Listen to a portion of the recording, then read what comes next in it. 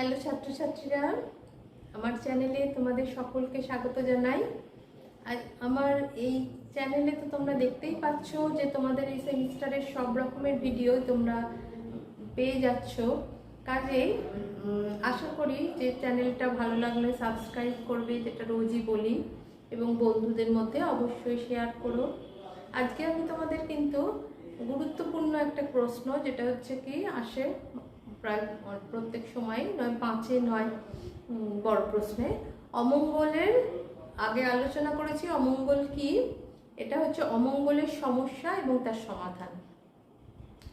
তাই যে অমঙ্গলের সমস্যা অমঙ্গলের সমস্যা বলতে কি বোঝায়, মানে ঈশ্বর হচ্ছে কি, আমরা সবাই ঈশ্বরকে বলি ঈশ্বর করুণাময়, তিনি এই জগতে সৃষ্টি করেছেন।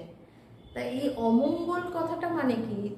তাহলে ঈশ্বর যদি করুণাময় হন, তাহলে এই অমঙ্গলের প্রশ্নটা আসে কেন? এটাই কিন্তু অমঙ্গলের সমস্যা। মানে ঈশ্বর যদি জগৎ সৃষ্টি করেন, তিনি যদি করুণাময় হয়, তাহলে তো এই জগতে অমঙ্গল বলেই কিছু থাকবে না, সব কিছুই মঙ্গল হবে। কিন্তু তাহলে অমঙ্গলের কথা আসে কেন? এইটাই হচ্ছে অমঙ্গলের সমস্যা। আর এর সমাধানের জন্য যারা বলেন দার্শনিকরা তিনটে উপায়ের কথা বলেন। এক হচ্ছে অমঙ্গল হচ্ছে, এক নম্বর হচ্ছে আমরা এভাবে অমঙ্গলের সমাধান করতে পারি, মানে কীরকমভাবে, তিনভাবে করতে পারি।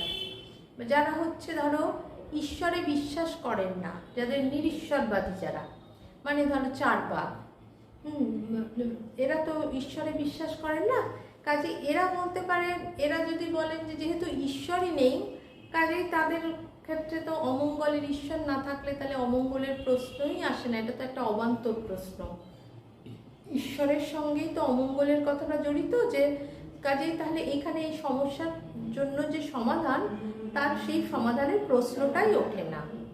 আর একভাবে বলা যায় যে ঈশ্বর আছেন কিন্তু অমঙ্গল নেই। এটা কারা বিশ্বাস করেন? এরা হচ্ছে যারা একেশ্বরবাদী। যেমন ধরো স্পিনোজা, ওয়েস্টার্ন ফিলোসফি পড়ার সময় দেখেছো, স্পিনোজার মতে হচ্ছে ঈশ্বরই একমাত্র সৎ। তারা কি বলেছেন? ঈশ্বরই জগৎ সৃষ্টি করেছেন, কিন্তু এই মঙ্গল অমঙ্গলের ধারণা, এই যে ধারণাটা, এগুলো হচ্ছে ব্যক্তিগত ধারণা।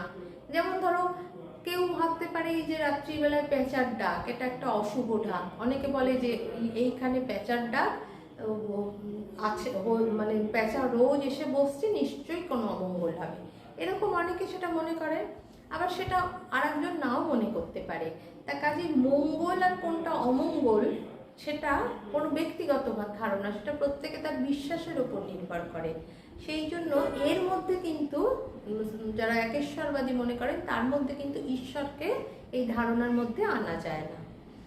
আর এক ধরনের সমাধানের কথা বলা হয়, যেটা সেন্ট অগাস্টিন আর কি বিশেষ করে এই মতবাদটার কথা বলেছেন, যে ঈশ্বরও আছেন, আবার হচ্ছে মঙ্গল মানে অমঙ্গলও আছে। এরা মনে করছেন কি ঈশ্বরও আছেন এবং অমঙ্গলও আছেন, কারণ অমঙ্গল কোনো অবাস্তব বা অলীক ধারণা বলে এরা মনে করেন না, যে এটাকে মানা যায় না এরকম একটা ধারণা, তা কিন্তু নয়।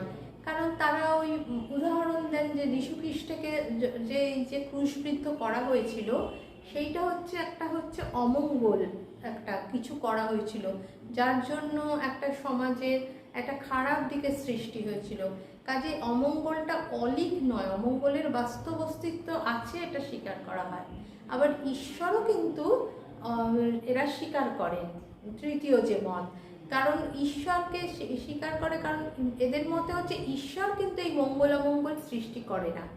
মঙ্গল অমঙ্গলটা এগুলো মানে আপনার থেকেই সৃষ্টি হয়, এটা ঈশ্বরের এর ওপরে কোনো হাত নেই। তাই এই তিনভাবে কিন্তু এই অমঙ্গলের সমস্যা সমাধানের কথা দার্শনিকরা বলেছেন।